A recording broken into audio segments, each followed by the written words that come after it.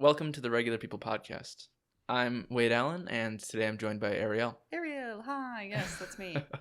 Yeah, I think today we're going to be talking a lot about, well, maybe, I don't know how much, but about suburban education and mental health and maybe whatever else. Yeah.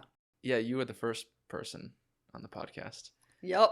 And that was like, OG. yeah, that was like June or July or something Yep. last year that I recorded that. And then I sat on it for a few months until I had like 5 other recordings to release them. That's good. So yeah, now you're back. Yep. It's gonna be episode 22. Whoa, that's wild. Nice. Yeah, I've good job, Wade. Dang. it's harder to keep going with the episodes than I thought it would be. Yeah. Because I have a list of of people that I would like to do a podcast episode with, and that list is pretty long. But then it's like, how many of them can I actually nail down a date and like that? Because I get people who are like, yeah, I'd like to be on the podcast, but then like if I'm like, okay, do you want to do it like this week or like next week, and they're like, don't respond or whatnot. Oh, nice. So yeah. It's working around people's schedules. Yeah, it's been a challenge to do that. So like August, I didn't record any episodes. Oh damn. Which I felt bad about because ideally, in my mind, I want to be recording like 2 episodes a month. Yeah. Yeah. Or at the very least, like 1 a month. Yeah, that's okay. Get 1 dry spell in a year. That's pretty good. No, I think this year I've had a few dry spells, but okay. Yeah, my goal at the beginning of this year was to record 20 episodes, and I don't think I'm on track to reach that goal. Okay, but all you need to do is record like, how many you got so far? Like 12. Okay, you just pump out 8 before December 31st. Yeah, 8 in like 3 months, so I would need to do like 3. No press. You just work a full-time job and you just adopted a cat. You can do it. No sweat. Oh yeah, I did adopt a cat. Yeah, I wanted you to meet the cat today because it's pretty cute. Oh, Pancake the cat. Yeah, Pancake. Yeah, we had 3 people over yesterday, and it was just hiding the whole time because 3 was too many. Yeah, we've had the cat for a week, so yeah. Oh, and it's like 3 months old. Oh my gosh, where did you guys adopt her from? I don't remember what county because I wasn't there. I had to go to work, but Adrian went. It was like Ozaki. Oh, Wisconsin Humane Society. Okay. Humane Society. Yeah. Sick. But okay, great. Is there only one of those like shelters, or is there like one? There are multiple. So the Wisconsin Humane Society has locations here, Door County, Green Bay, Ozaki. Yeah. And I think they have another one in like Racine, and then Waukesha has its own system. So yeah. Yeah, I think it was the Ozaki one. Nice. Just planning on fostering it originally, but it's too cute. I know. Yeah, that's good. That's good. That's for the longest time you guys were like really like. Well, I know Adrian was like, dude, let's get a freaking cat, and you're like, I don't know, like, would I be a good enough like cat dad, like, and like all the normal like vegan kind of things you go through and thinking about getting an obligate carnivore animal. Yeah. But I was like, dude, wait, this is why you'd be the best cat dad, is because you actually have some forethought and like think about the well-being of the animal, whereas I feel like a lot of folks are like, let's get a Komodo dragon, like that's my parents. They're like, they adopted a pig once and it went as well as it could have been. I feel like pigs are a big problem pet because a lot of people adopt them like, oh, how cute, it's a tiny pig, and then it keeps growing and it's like a ton. Yes, it is a massive land mammal. And then it's like everybody, after like 2 months of owning a pig, they give it away. And then all these animal sanctuaries are like, people have too many pigs. Like, we can't take all of them. Yeah, so it sucks. And that's exactly where Bentley, the big black potbelly pig, is right now. He's at a farm station. But, I only say that to say, like, glad you finally, pulled the trigger, got a cat, because he's going to be the happiest. She is going to be the happiest kitty, most well taken care of cat ever. So I still have some ethical conflict about it. Oh, yeah. It'll always be there. Yeah. Every time I order cat food, I'm like, yeah. Why am I killing a bunch of chickens and fish to like feed my cat? It's just hard. I don't know, it's tough. But then I'm like, well, my species freaking did this to you. Like, you'd be out there in the wild hunting all these animals if, by yourself, and they wouldn't be in a farm situation. I don't know. It's just so messy. Yeah. At the end of the day, it's like humans suck and we did this shit to ourselves. But still not. It's like the best of a really bad situation. The domestication of animals. Sorry, I'm going off now. Oh, no, I agree. In my opinion, like the shittiest thing we've done to living things. Like, they were majestic beasts who could fend for themselves better than we could ever. But we were like, we need you, so we're going to keep you under our rule, and now they're dependent on us. And anyway. But. Yeah, and like dogs are cute and all that, but especially certain breeds, I'm like, that shouldn't exist. Like, no, pugs. Yeah, the ones who like can't breathe when they go for a slight jog. Yeah, it's like, or like their legs are too stubby to walk properly. Like, why are we doing that? Yeah. And then dogs in general, just I feel bad because it's like, in some way, it's like, look at what they used to be, and then look at what they are now, and these like majestic we've wolves. diminished them so much. Like they're just derpy, like dependent. Derpy. Yeah. Yeah. Oh yeah. No.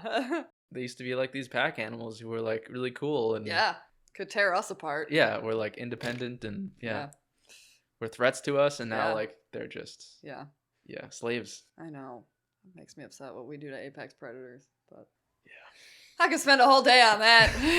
Yeah, same. Yeah. So next time you can meet the cat. Oh, I would love to. I'll be honored. Yeah. I'll bring you some catnip. Have you given your cat catnip yet? Okay, so I no, we haven't. Oh, okay. It's a great time. I don't know if this has any founding in reality, but I was worried, like, I know that for humans, for like marijuana, you probably shouldn't give like a 7-year-old weed. No. So I was thinking, like, should you give a 3-month-old cat? Oh. You know, I have should no you wait idea. Until they're fully developed as a cat to get them high? Potentially. I don't know. You should definitely Google that. That was my concern. So. Yeah, developmentally, just have like a cat that got high too many times, and he's like stoner cat has a hard time holding a job, and like just kidding. But no, I love giving cats catnip. I had 2 to 3 cats as a kid, and that was one of the best things. They just roll around in it. Oh, it's hilarious. They're just like, I'm making a bug-eyed face for those of you who are listening. Yeah. Okay, so suburban education. Last time we had a conversation about urban education. Yes, sir. Because that was your previous year's job that you were doing. But this previous year, you've been working in a more suburban setting. Yes. How's that been going for you? You know, as far as, so it's doing exactly what I wanted it to do with some surprises. So I ended up moving over to a suburb/rural community in Waukesha County, and I did moving that job-wise, not moving locally. Yeah. So I was originally in Milwaukee for my year-long internship. I loved it, but it was extremely demanding for a number of reasons. It's just the neighborhood I was working in was really poverty-stricken. Just it had once been a really flourishing Black community, but as it goes, especially here in Milwaukee, often those things don't last because of intervention by white folks or gentrification or, any number of things. You just really saw that play out in the classroom, and it was just difficult day to day, even though the kids were amazing. Families were really cool, but it was just a lot. So I was like, okay, if I want to not get burnt out, I have to move somewhere where it'll just not be that intense, and I can just kind of sink my feet into actually teaching rather than like just kind of surviving as a teacher, and then like kind of depending on where I'm at after a year or two, maybe I'll move closer to the city or go back okay. And so far, like from, I don't know, it's just the more I spend time there, I'm like, oh, I couldn't see myself working in the city proper again for a while, but at least moving close, further east anyway. But so I'm at that spot now, which is like, it's not necessarily suburban. Like I wouldn't call it Tosa, and I wouldn't call it Greenfield or something like that, but it's like suburban rural. Like I have students who work on farms. Wow. So like there is poverty, but it's like a different kind of poverty. Yeah. But so yeah, just still culturally very different, very like white Christian, communities. And like even when I worked on the north side of Milwaukee, like very Christian people, but just kind of a different flavor. Yeah. But so you still get like those Christian values. It's like Democratic Christian versus Republican Christian. Pretty much. Yeah. But they do agree on a lot of things though, as far as like abortion and stuff like that. But yeah, similar in those ways. Yeah. So I'm trying to think like what are like the biggest differences. I think it's resources. I think it comes down to resources. I think we talked about this last time. At least in our state, a lot of public school funding comes directly from, from various places, but a good chunk of it comes from property taxes. So if your school's in a spot where property values are low, I mean, you can easily do the math. Like the funding you're getting is not great. And sometimes that's made up for by the state or what have you, but not always. So in this place where I work, it's obviously a lot more wealthy and we have immense resources. Like, it was amazing to me going to a school that had air conditioning and Your school didn't have air conditioning? No. Yeah, my friend who I just saw yesterday, who's a teacher, he teaches like intellectually disabled students. Got it. Cognitive. Yeah, I think disability. he was saying they used to be called cognitive, now they call it intellectually. Yeah. But yeah. Oh god. Because there's like don't let me say something offensive. Well, yeah, I don't know. There's like emotionally disabled students. There's like physically disabled students. Got it. And there's like intellectually disabled students. I think that's the categories. Okay. And he works with the intellectual ones. And he was saying that his school last year they just renovated it, didn't have air conditioning. And is that a common thing with schools? It is, Wade. Oh my gosh. When I worked in the city, you'd have people just fighting over fans. Like it was awful. And then we had like almost no windows. Oh, it was just ridiculous. And I'd be like, so how do we expect these kids to like sit here and concentrate when they're like sweating? Yeah. So did you have heating for the winter? We did. Okay. We did have heat, which was nice. So, that would be like Russian orphanage style, No heat. Oh my god. But yeah, no. Yeah, but just like little things like that. And then I remember like my first month at my current middle school, just asking for things from the library, and they'd look at me and be like, "Yes, Ariel, we have that." Like, yeah. I was like, "Do I have to buy it?" And they're like, "No, you don't have to pay for printer paper, Ariel." I was like, "I don't know, man. Like that's what they like." And so like just the money alone like makes such a difference. Like the access.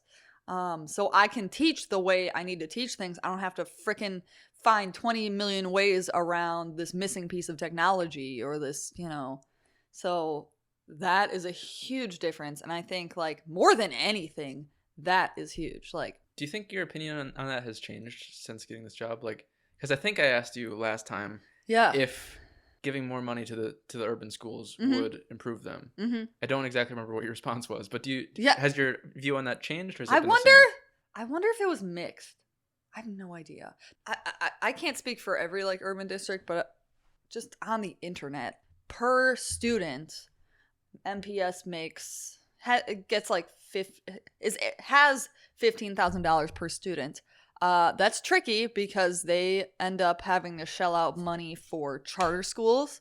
So MPS, although like let's say there are charter schools in their system, they essentially have to pay those schools so that district pays for charter schools. Weird. So like sure, they have $15,000 per student, but how many of those students are in schools that don't even like pay into the system? Right. I don't know. So I've heard that criticism from conservatives, i.e. my dad. Yeah. He's like, MPS has tons of money and they just waste it, blah, blah, blah. Yeah, sure. I've heard from teachers within that system that like the high-end administration is like just about like as capitalist as it gets. Okay. And they make insane, salaries for people that like are really not doing much. And that is the thing. I just want to clarify. My district has that too. Like you get for an example, like a principal who does a crap job, but they shelled a bunch of money out to get him a PhD. They're not going to fire him. They're going to go make a,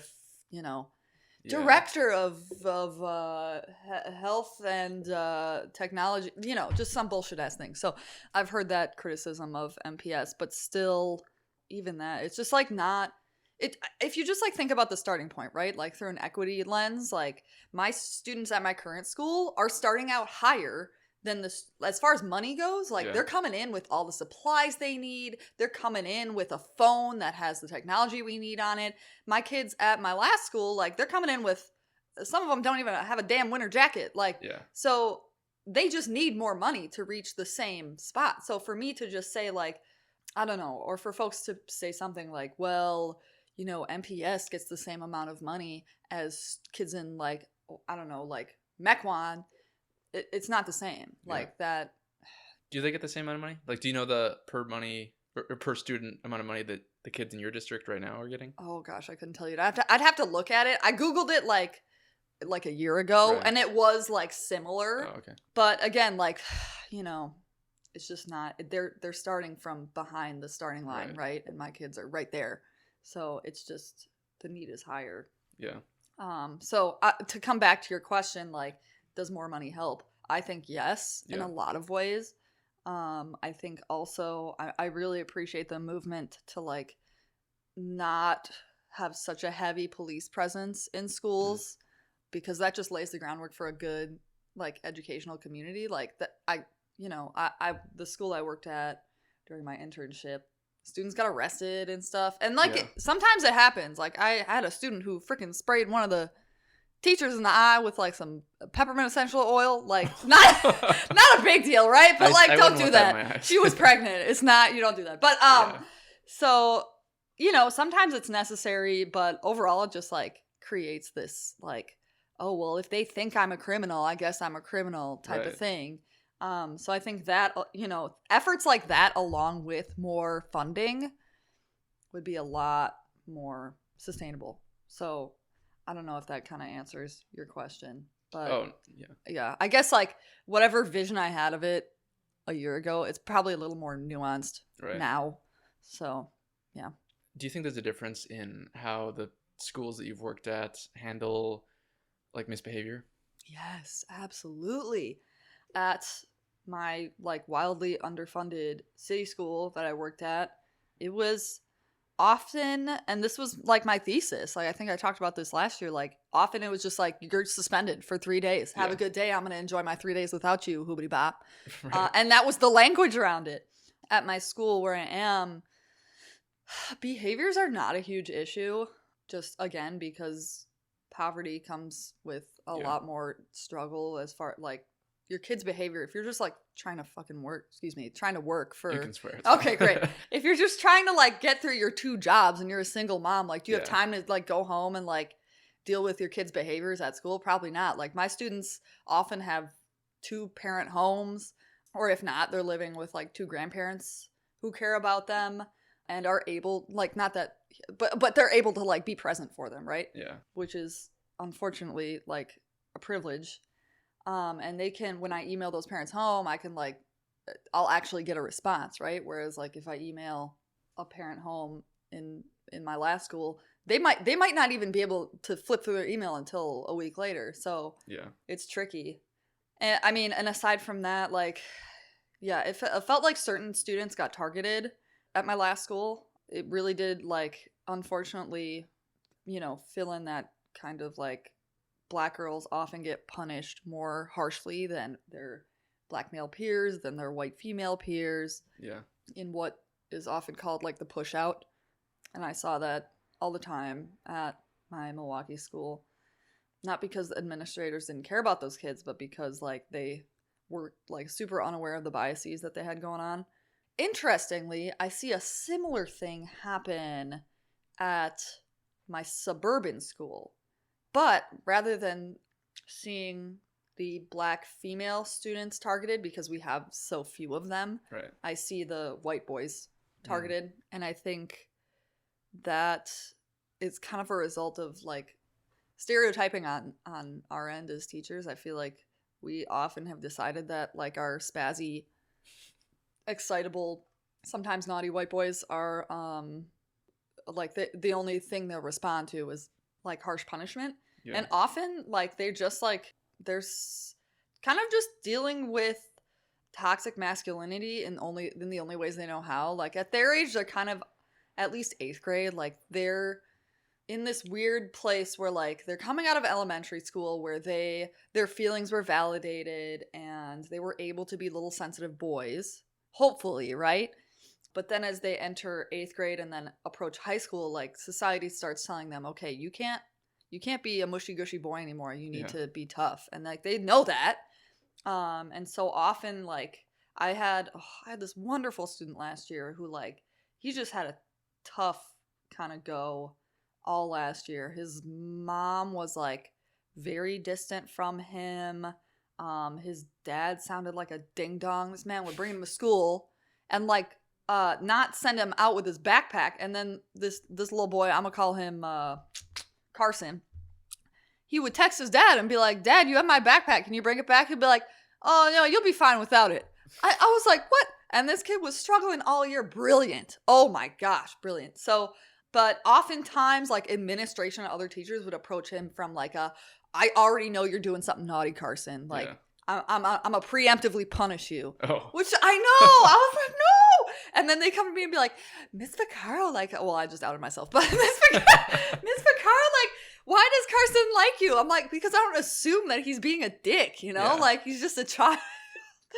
Like, oh, wow, you have such a good relationship with him. I'm like, well, I'm assuming best intent, you freaking turds. Like, he's had some slip-ups. Like, don't act like he's always going to slip. Anyway, but he just needed some sensitivity. I feel like that's kind of like the behavior struggle that suburban schools seem to have, in my experience, is like assuming crappy intent of like often boys. I don't want to like just specify white boys and be like, oh my gosh, the white boys are like just dealing with the worst thing. No. We have a few black children at our school, and I have seen them be targeted too. Yeah. And it's ugly. But we've had so few of them that it's like maybe one or two. Right. But I'm sure if there were more black children, particularly black boys at our school, they would absolutely get targeted. So just because I know the demographic of my teaching community, and it's probably like ideologically, it's very mixed. Like, it's a really diverse group of teachers, like politically and otherwise. So we're not always on the same page. And then anyway, but yeah. You live in like Milwaukee County, and I do, yes. Teach at what, 1 or 2 counties over. Yep. Do a lot of the other teachers at your school, are they the same way, or do most of them live there?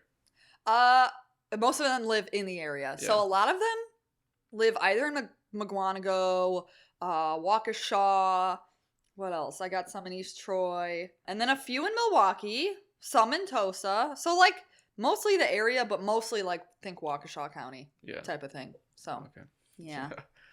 That's where I grew up. Yeah. Oh yeah. I'm sure you know the vibe. Yeah. So last time you're like the push out you were talking about. You were talking about how a punishment is often just getting kids out of school, suspensions or expulsions. Yeah. Was that different at your school? Like, is that a frequent go-to punishment, or is it? Oh, okay. No, and I am really grateful for. I am just really, really happy that it's not so much. Like, I do have some teachers that are like, tough love, this is how the world is, punish them. And I'm like, no. And I have other teachers that are like, no. Like, they will back me up when I'm like, I feel like the solution is not to kick them out of my room. Yeah. And I feel like most people are on that page. And that seems to be the tide, the general, movement among, like, newer age teachers these days, is they're like, don't eject the child from the room. Like, that's the worst thing you can do. Yeah. Then you confirm to them, like, oh, I'm not wanted here. Right. So I better just keep doing what I'm doing. What was your question? Wait, refresh my memory. If the push out thing? Yeah, yeah. Okay. Yeah, no, it's been a completely different tone there. Often, at least for me, my first move is like one-on-one conversation, or like a humor-filled redirection. Like if I have a kid, I had a kid last year who would like open random food and like just set it on think like, okay, oh, he's such a good. He'd open like bananas and then just like lay them on the desk. I'm like, what are you doing, man? He'd be like, what? I'm like, you put the nasty little banana on, like a bunch of kids touch that tip, like. Oh, just like unpeeled and. Yes, it was bizarre, and like similar things. I've had other kids do naughtier stuff, and if you just like tease them, like they'll get back in line, and they're like, oh, Miss Vaccaro doesn't hate me. She's just trying to move on. Like, have you seen that? I think it's a Vine of a kid in a class asking his teacher if he can eat some fruit, and she's just like, yeah, sure. And then he pulls from his backpack a whole watermelon. Oh my god! And he gets out a cutting board and like a knife. I would die if someone. I mean, I'd be like, honey, you can't take knives to school. Go give that to someone. But I would. That'd be absolutely hilarious. I wish that would happen to me.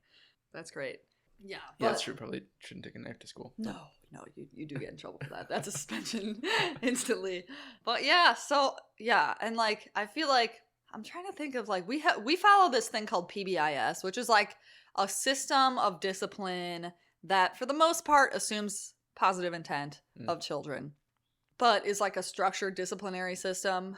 And I think it mostly goes like one redirection and then like get back into the learning zone. And then if you get another redirection, I'm going to email your parents or call them or whatever.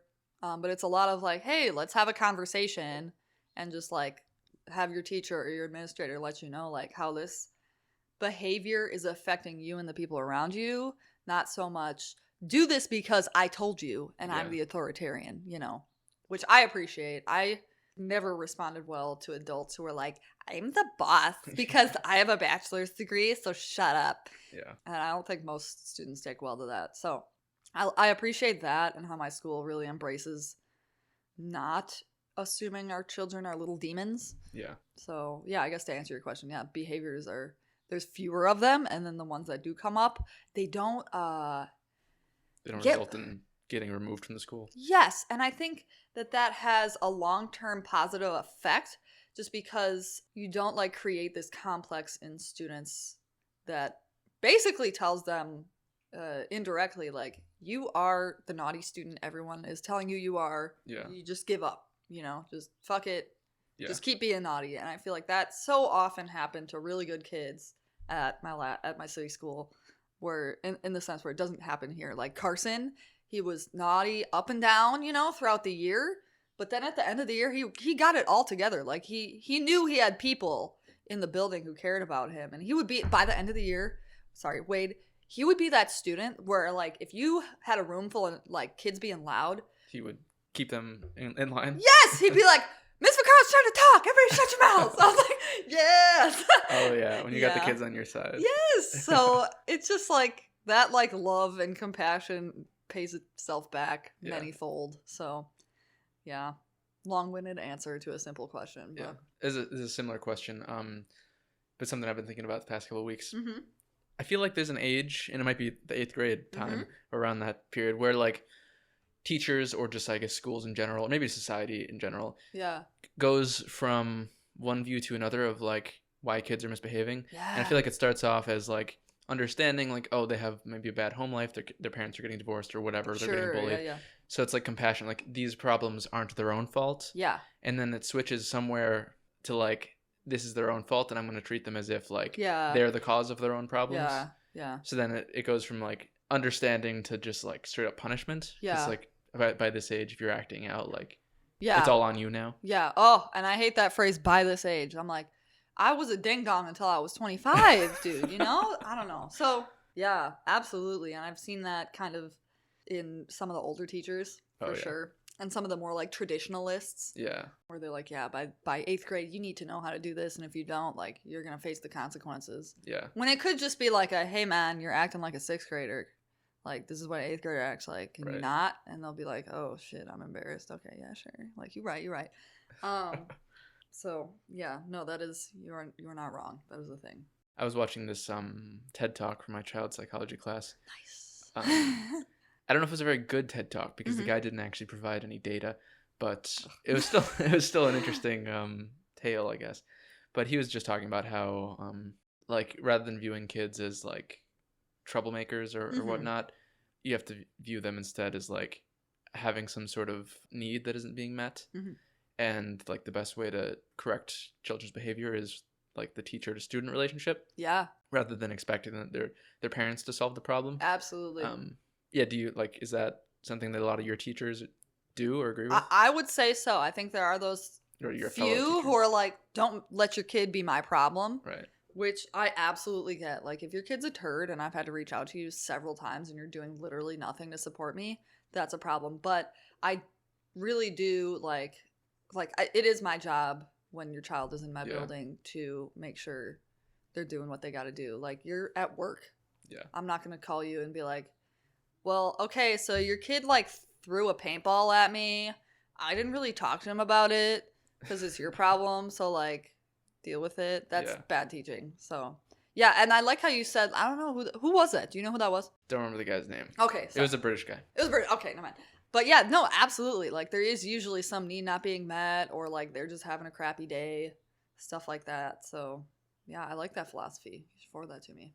Yeah. So, and I do want to specify, I feel like sometimes, like, newer age teachers or, like, educators who are like, they're just having a hard time, blah, blah, blah. Just be nice to them. It'll all be fine. Yeah. That is not the case. That is not always the case. Sometimes you have someone who just wants to watch the world burn. Yeah. I had one of those last year.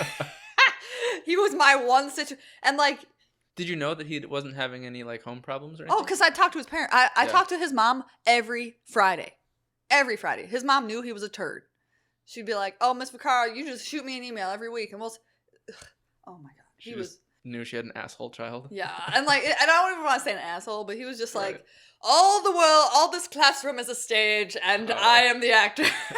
And he would make jokes at my expense. He would like touch my technology. So last year, just as a funny story, I sat him in the front of the room because I thought for some reason, sit the naughty kid in front of me. That'll be a good idea. Yeah. No, this boy. So I had a Google stream going up for the kids who were out on COVID leave.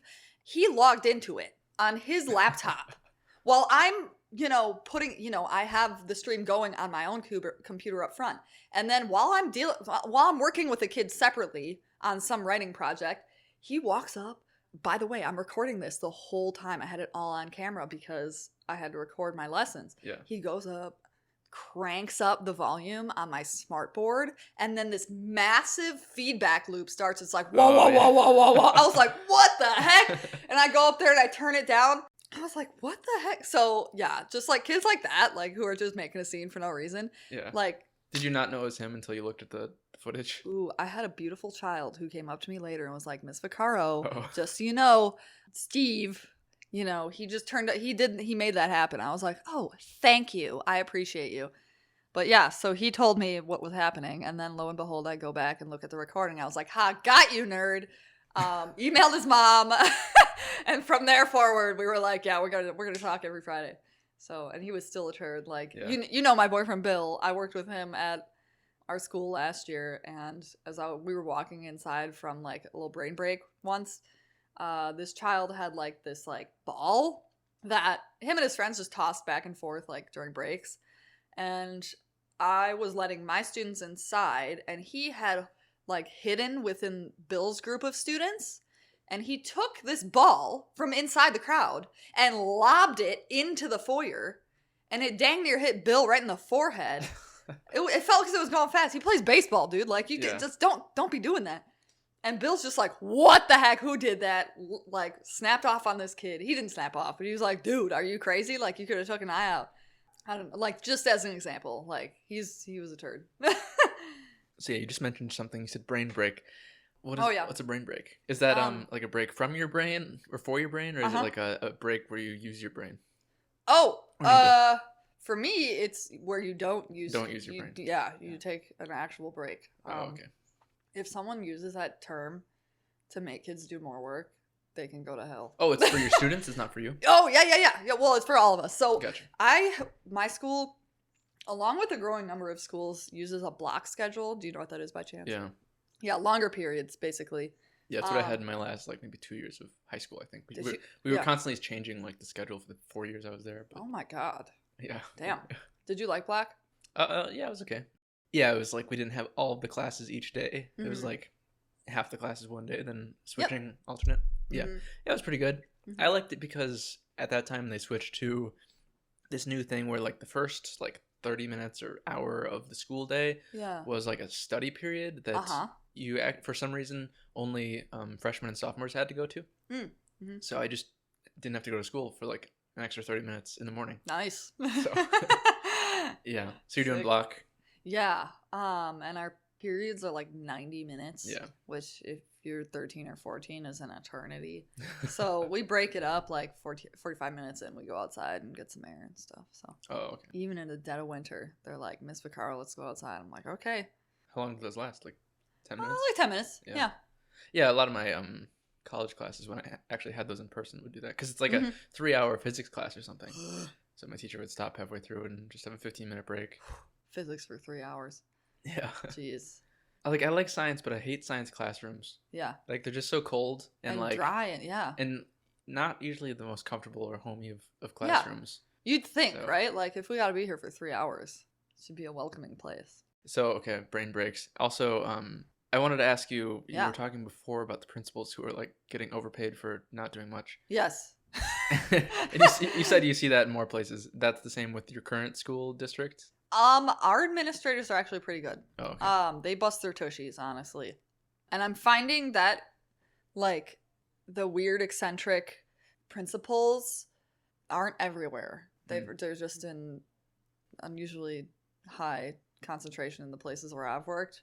Bill has kind of an eccentric, weird principal this year, but mine is very, like, straightforward. And You guys work at different schools? we do, yeah. So Bill was on a 1-year contract. Oh, okay. Because of COVID, like, he was filling in for a teacher that was teaching virtually.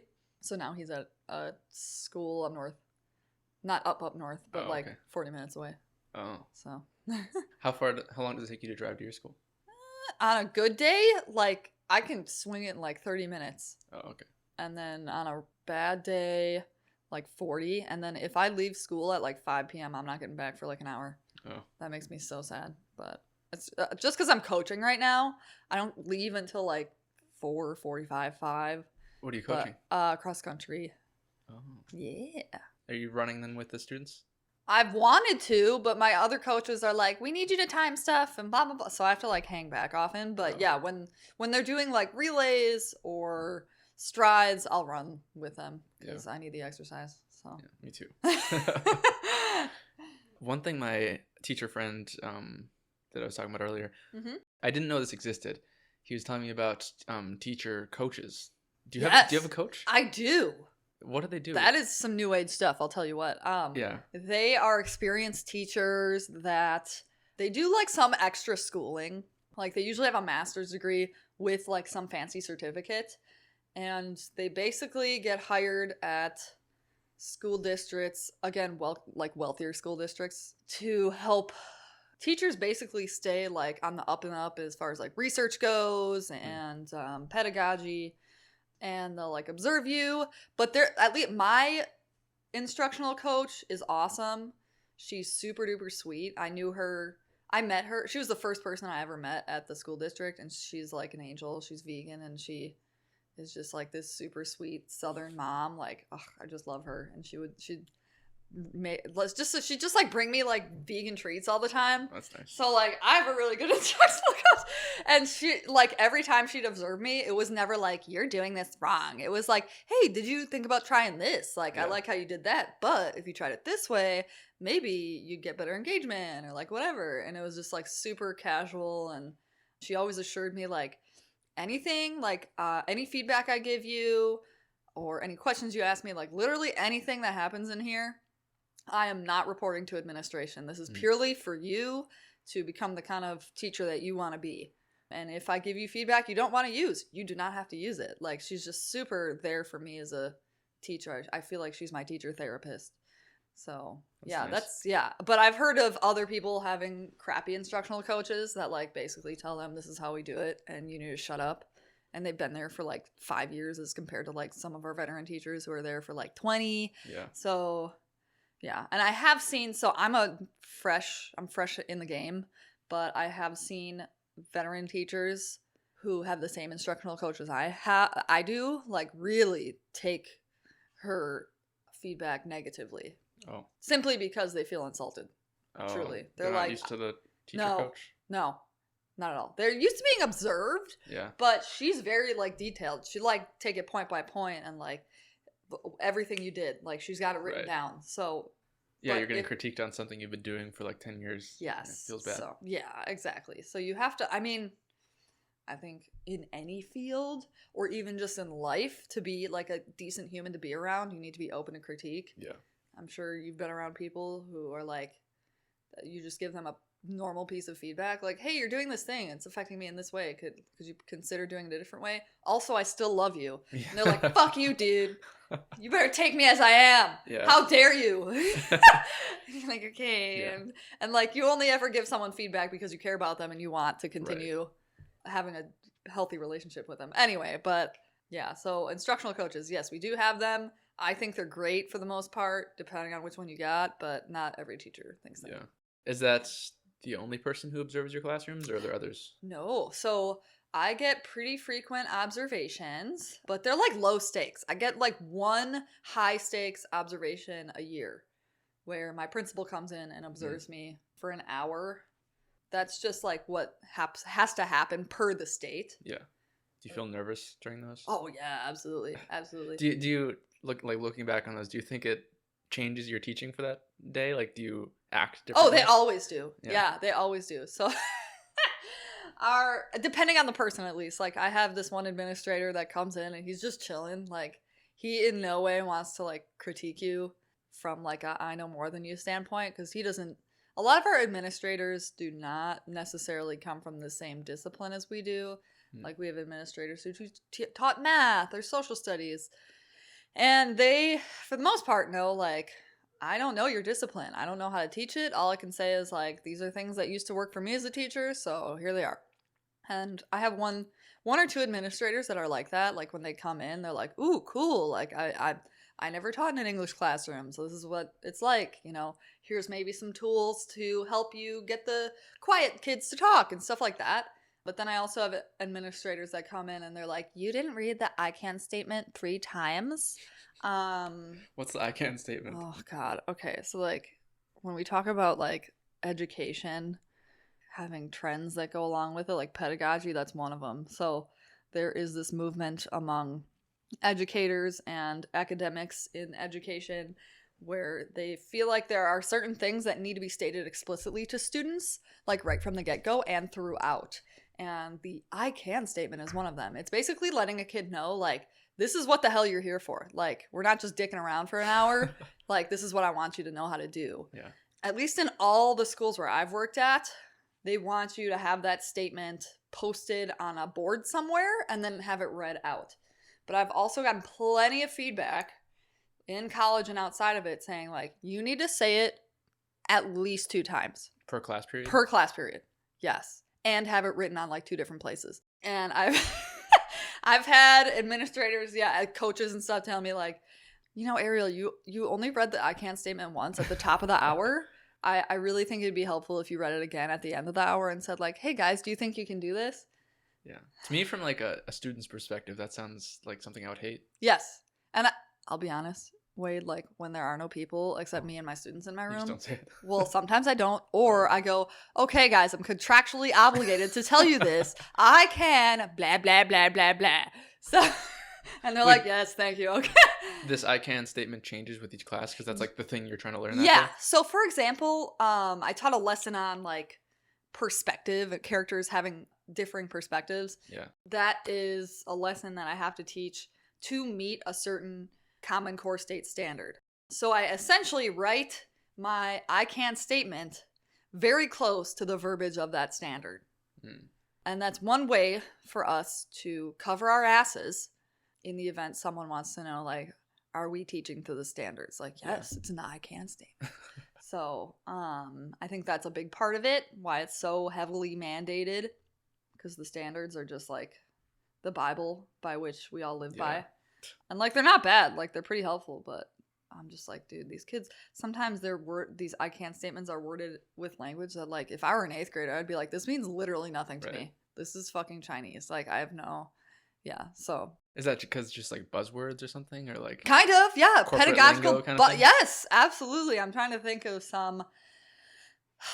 We use words that are, like, very discipline specific. I'm trying to think. I can circle back and synergize. Kind of, like, as much. Thank you. Like, it feels like that sometimes.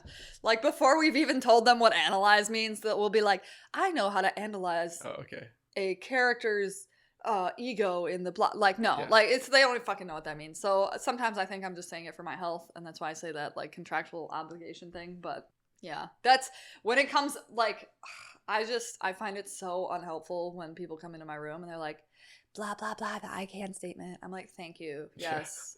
I'll say the I can statement. Do you have anything else that might be helpful? You know, actually helping them retain this information. So when that's the only feedback I get, I'm a little peeved. But for the most part, observations are helpful. Yeah. So, and my observers have been notoriously chill. That's good. Yeah. Do you still say the Pledge of Allegiance in your classrooms? Wade, yes. And last year, I spent the whole year just protesting it, being like, I am not doing your culty shit. Yeah. Saying, praise be to the fucking flag. protesting it how? Like, just but not doing standing it? for it. Okay. But were you like going to anybody, like the principal or anything, like saying like we shouldn't do no, sorry. this It was cult a very pledging? like silent Right, protest. okay. I was just in my room ignoring it. Oh, and this woman she was a wonderful teacher, but she was really Merca. She would like be walking through the hallway, and I had a flag literally Checking right. if everybody's No, pretty much. Let me tell you. Okay, so I had a flag like right behind me, and I'd be sitting there typing away as and they're saying it, Yeah. and she would be walking through the hallway, and she'd be like running around looking for someone to say somewhere, some flag to fucking worship. Yeah. And she would come to my room and be like, oh my gosh, I couldn't find a spot. And she'd sit there and say it, and I'd be like, oh my God, you're gonna literally make me watch you do this while I sit and work. Like, during that time, do you have kids in your classroom? I didn't last year. Oh, okay. I do now. Oh. I do now. So my short stint of protesting has stopped because I know Bill doesn't. Bill's braver than I am. I know I have some really Christian, really Merca kids in my classes. So I'm like, okay, and I stand up and I stare at it, and I'm like, praise be to the colonial fuckery. The end, and then I sit down. But you should do a lesson about how that was only adopted in the 1950s. Really? Yeah. Oh, I didn't know fight that. Against communism and really irreligion. Ah! That's juicy. I like that. Yeah, I should. I don't know how that fits into an English class. But yeah. I don't know, somehow. Yeah. My dream is to teach a lesson on 9/11 and how it basically happened to us because of a bunch of shit our government did. Yeah. Like killing people in the Middle East for oil. And did you know that Osama bin Laden wrote like a whole ass letter describing his motivations for doing the whole thing? No, I don't know. He did, and like they're like pretty legit. I'm like, oh yeah, I'd be really pissed at us too. Like, right. It's like when you read Ted Kaczynski's manifesto. I was like, I mean, this is pretty solid piece of work right here. Yeah, I'm like, damn, he don't even speak English. Yeah, no, honestly, like maybe you shouldn't, be mailing people bombs. But no, exactly, yeah, the violence with violence. Are, yeah, very valid, justified. I actually wrote like a whole lesson plan on that in grad school. And my teacher gave me an A+ on it, but he was like, don't teach this. Yeah, he was like, I don't know where you're going to be able to teach this. So, yeah, anyway. Maybe this is a bit of a sidetrack, but one thing that I'm always astounded by is how so many, especially more conservative people these days, are so concerned with like ideology seeping into the classroom when it seems like it's already totally there. It is. It's just the ideology that they happen to agree with. But yes, exactly. Like they're so worried about teachers teaching about like Marx. Yep. And it's like we're already teaching like government propaganda like every single day. Yes. But your flavor of it. Right. Yeah. And speaking of, are you aware of the legislation that's moving through the state? I don't know. The state government. Okay. What is it? It's are you familiar with critical race theory? Of course you are, because you had a man blather at you for 2 hours about how it's not a real thing. Oh my God, or it doesn't make sense. If you're listening, sir, I have vegan beef.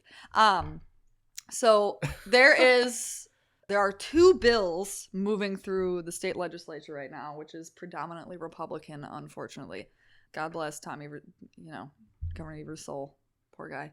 That essentially aims to make the teaching of what conservatives just call CRT, but right. They have no idea what it means. They basically just call anything that even smells of something that makes them uncomfortable relating to race, right. CRT. And I read some of the actual bills, and it's essentially like teachers may not teach anything that blames students for oppression by way of race or gender. If they do, their schools can be fined up to $10,000.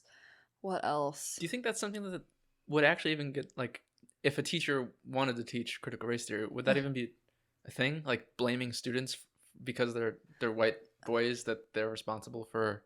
Is that actually a part of it? Or is that just something made up in the minds of Republicans? That's like the white fragility part right. of it. Yeah. Like, when I, for some reason, well, I get it, because I'm a white person who came from the suburbs. But when you tell someone like, hey, we as white people uphold systemic oppression, right.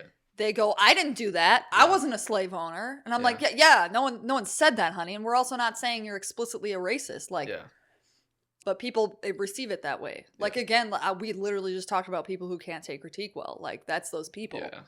And they're so afraid of being uncomfortable. Yeah. And determined to continue living their lives the way they are.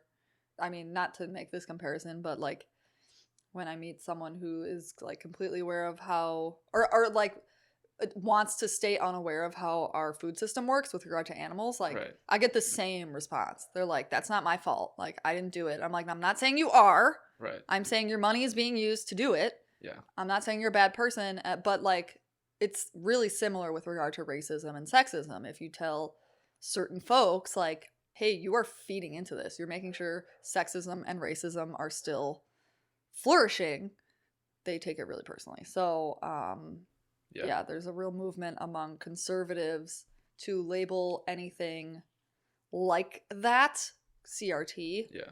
And that's like just not like at its core, CRT is like a sociological study. Like, right. I'm not about to break a CRT textbook out in my classes. Yeah. So like, and this is the difference. Like, if I would be able to tell if these folks knew what CRT was, if it was clear in the bill. And right. How I mean that is like, the bill language is so vague. Yeah. It just reads like a manifesto of white fragility. It in no way reflects the actual academic, language of CRT. So, and the trouble with a vague bill is that like you can try to fit lots of things into that and like accuse people of things just because like somehow it fits into like the vague meanings that we were talking about in the bill. And I tend to think that that's intentional. Right. Yeah. I don't know. And it's just like so 1984, I feel like. Because these are the people who want to ban books. Like, right. That's even been a part of my school, is like parents calling to say like, I don't want this book in your guys' library because it mentions sex once, or right. It talks about racism or something. Yeah. Like, that's a real thing, and it's absolutely insane. Yeah, I don't know, never understood that whole like anti-intellectual kind of approach of like wanting to bar information from people. Mm-hmm.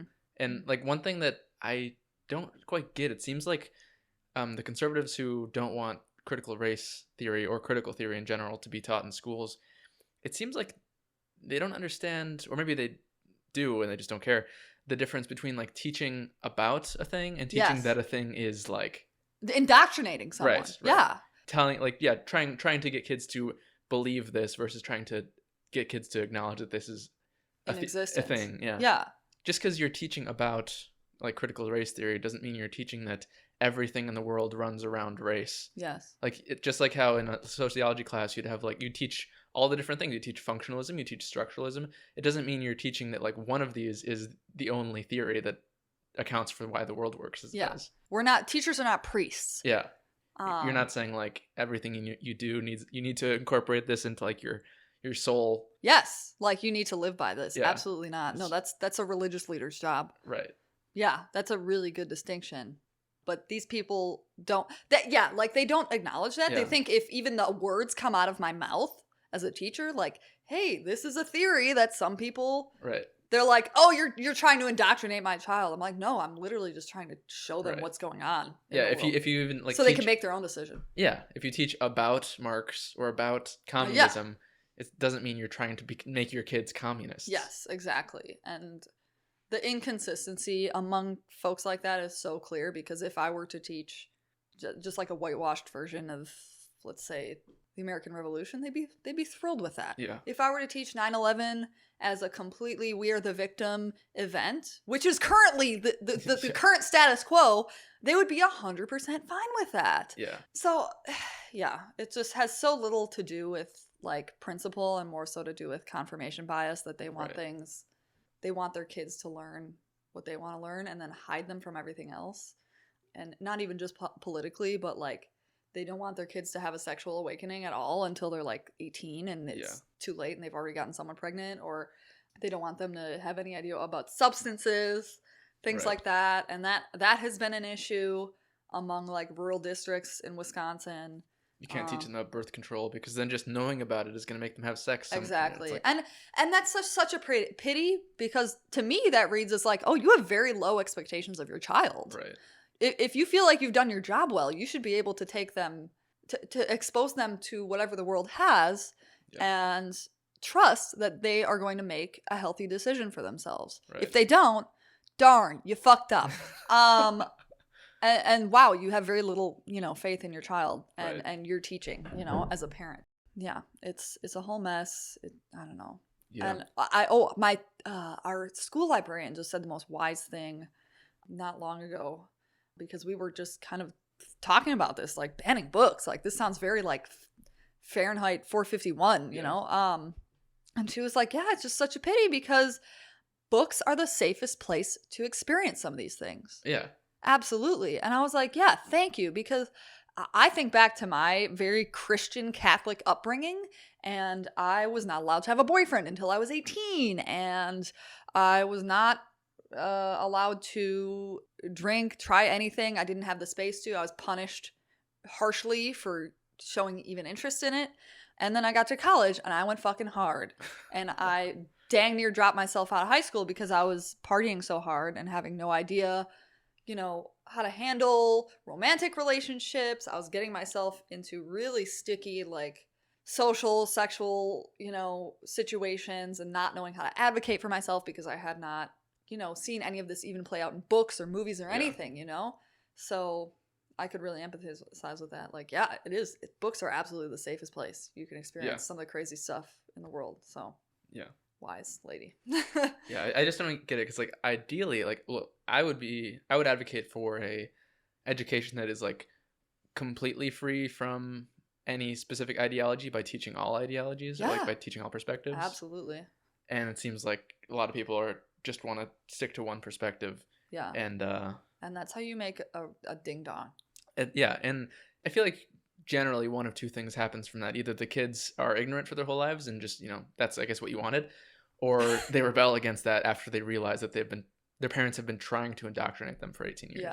Yeah, absolutely. And that's even like a good outcome, right? Sometimes you get a kid who is ignorant and, like, yeah, sure, maybe they do nothing and they stay in their bubble and they don't hurt anyone. But sometimes you make a domestic terrorist or a man who is terrible to his wife, or, like, someone who's afraid to literally take a vacation to Mexico because there's brown people there. Like, and I'm not kidding. Like, my dad is like that. He's like, I don't want to leave.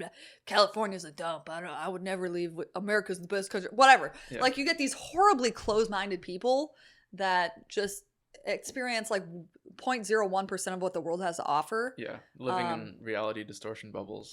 Absolutely. Yeah, and, like, again, that is the best case scenario. Yeah. Those people are fucking dangerous, dude. So, and it just makes me so sad. Like, I know I had a few students last year who just left still wearing their Trump socks and all lives matter. You should see what oh my God. There's apparently, like, a brand of clothing called Grunt, which is, and it sounds as dumb as it is. It's a brand, like, made by, like, what I can only guess are very conservative veterans. Their sweaters feature, like, actual guns on them. Yeah.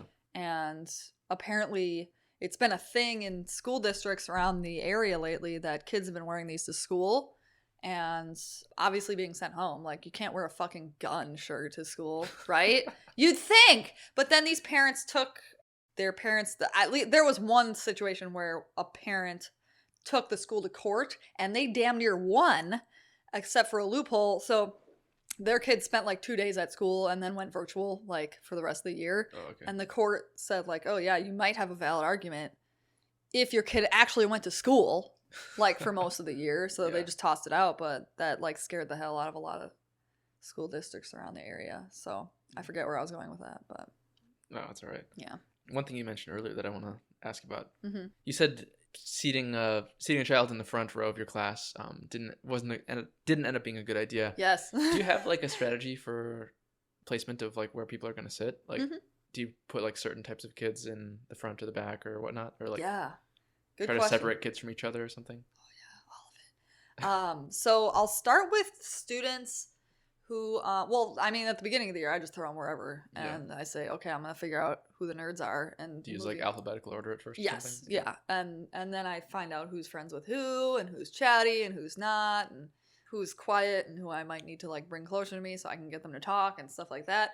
I'm currently in that phase right now, but throughout the year, I'm kind of using a few different factors to figure out where I'm going to seat people. I have some students that have 504 plans. That 504 plans are like plans for students who maybe have ADD or Is there a reason why it's called 504? I have no idea. I think that's like the law that it's attached to. Okay. It's a plan that we as teachers are bound by the law to follow.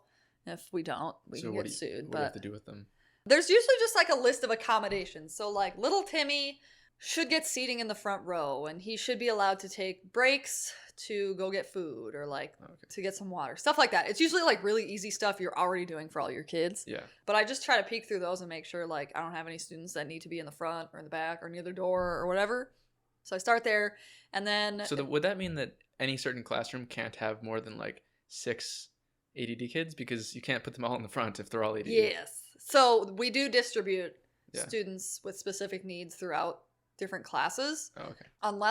So last year I had a class full of students with IEPs, so individualized education plans. Oh, okay. Kids that might be dealing with like anxiety, depression, emotional behavioral disorders, things like that, and among like cognitive struggles of whatever might be, just a tougher ADD stuff. And that's IEPs. Those are intense. Those are like one step higher than like 504s. And then I had a bunch of students with 504s too, and I got an instructional coach. When they give you an instructional coach, you better strap in, because that means you got a lot of kids that are high need. Is that coach in the classrooms, or what do you... Oh, not instructional coach. Instructional assistant. Oh, okay. So that's like a paraprofessional, kind of, yes. Oh, okay. So if you have one of those in your class, you probably got a lot of high need kids. So that was a struggle last year, trying to find seating for them, because like everybody needed. Yeah. I had maybe like 10 students out of 30 who were like fine wherever I put them. You've got to put all the kids in the middle in like a circle, and then you just walk around them. That's, I thought of that. And one teacher actually pulled it off this year. She has a big old room. She has my old room, dude. She basically set all her tables up in a circle. I was like, you know what?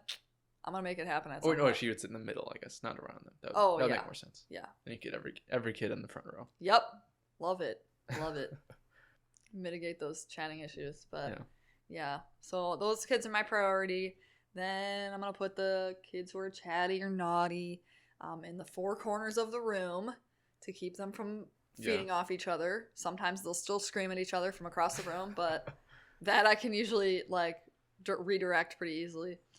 That's pretty much it. And I just keep them moving all the time. My seating charts, I told them at the top of the year, I was like, Ms. Vaccaro reserves the right to change your seating whenever she wants. How often do you think you do it? Sometimes I'll move just like one kid. Like, you're giving me a problem. Move over there. But typically it's like every month. Oh, okay. So, and it's easy. Like, I just, by the time you know them, you're just like, boop, boop, boop, boop, boop. And then. Do you think that's bad anyway, though? Because like maybe kids are forming like good relationships with who they sit next to. I think you could absolutely make that argument. I think if I moved them like any more frequently, that would definitely be an issue. But that was my worry at the top of last year. So I ended up keeping kids in the same seats for like one whole quarter. But the feedback I would get from them is like, "Oh, I'm so sick of this seat. Like, can we move? Blah blah blah." Like, so it becomes like they just want to like keep themselves awake by moving around and getting to know new people, and then they only know like like 3 people. 3 people, yeah, and those are the only people they feel comfortable having discussions about books with. Oh yeah. But by the end of the year, especially with my classroom with a lot of high need kids, like I was moving them around a lot, and they were all friends by the end. I was like, dude, this is great. Like a whole class? Yeah, that most of them, cool. of course, like I had some shitheads, but like most of them were like really comfortable with each other. I was like, dude, okay, I'm fine with this. Like, and the classroom discussion was so lively by the end because all the shy kids already knew all the other kids, and like, I don't know, it just was pretty good. They tend at that age to like divide by gender lines, but there's even some like, by the end of the year, they're not little kids anymore, and they're okay with boys and girls and whatever. So how much class period is like group activities where the kids are just like talking with themselves? Oh gosh, kind of a lot. Like, I think I talked about workshop method a little bit with you last year, and we still do that. And that's a lot of like putting the ball in the kids' court. Like, hey, I'm going to tell you what to do. I'm going to give you all the tools. Like, work through it with these people. So a lot, I would say, when it comes to like actual instructional time, I would say it's probably like 50%, like, if not more sometimes, which works out well because they just don't want to listen to me blab for like a lot of class, and I don't want to. Yeah. And then that gives me time to like stop in with them individually. So yeah, to answer your question, upwards of like 50% or more. So, yeah. Do you ever run any or have you ever run any classroom experiments? Ooh, what do you mean? Well, I feel like there's a famous one. You'd have to do something different probably for 8th graders, but it was for like 3rd graders, and it was done in like the 80s or 70s or something. And it was this teacher who was teaching their kids a lesson about like racial prejudice by arbitrarily just deciding like a physical trait that the kids had. She chose eye color. Wow. And then giving students preferential treatment based off of that. So she was like, all the blue-eyed kids, she listened to what they had to say. The green-eyed kids or brown-eyed kids or whoever else, she like ignored their hand raises and like didn't let them do anything, and like she like let the blue-eyed kids go out to recess like 5 minutes early or something like that. Yeah. And then she did that for a whole day. The next day she switched it, so all like the brown-eyed kids now were like the prime race. Wow. And then the oppressed group would be feeling like really bad about themselves, and then she was like, well, this is like a allegory for, you know, other types of treatment in the world. So, and it was like an experiment, I guess, to see how the kids would behave and react against that. And then she brought them in like 20 years later. And, wow. But, yeah. What's the name of that lady? I don't remember. She's like a short lady with gray hair, right? Yeah. She's awesome. Yeah. She's awesome. There's like a documentary about it or something like that. A lot of people don't like her, but she's awesome. Oh. She's great. I think I know who you're talking about. No, I haven't. I've heard of people at other schools having that experience. I remember Josh once telling me that at his Catholic high school, they did that. Oh, like the same kind of thing? Yes! Oh, wow. They like spent a day. I was like, that seems really questionable. But apparently they had the blessing of the parents. But yeah, they like had random students be like the lesser thans. Yeah. And the lesser thans got really pissed off. Yeah. And like damn near rebelled. I was like, what? I was like, yeah, if I could get the parents' blessing to do that, I would. But yeah, I could probably get myself in big trouble. But that sounds, yeah. That's pretty cool. One thing I wanted to ask you about that you kind of mentioned earlier is like wanting to maybe after a year or two go back to a more urban setting. Is there any like systems in place at the schools to like retain teachers at like that specific school for long periods of time? Yes, there's several. So I know MPS will, if you're there for like 20 years, they will pay off your student debt. But is that only if you're in the same school or just school district? Just the school district. Yeah, okay. You got to stay in that district. Yeah, so districts will do all sorts of stuff to keep people if they're a good district.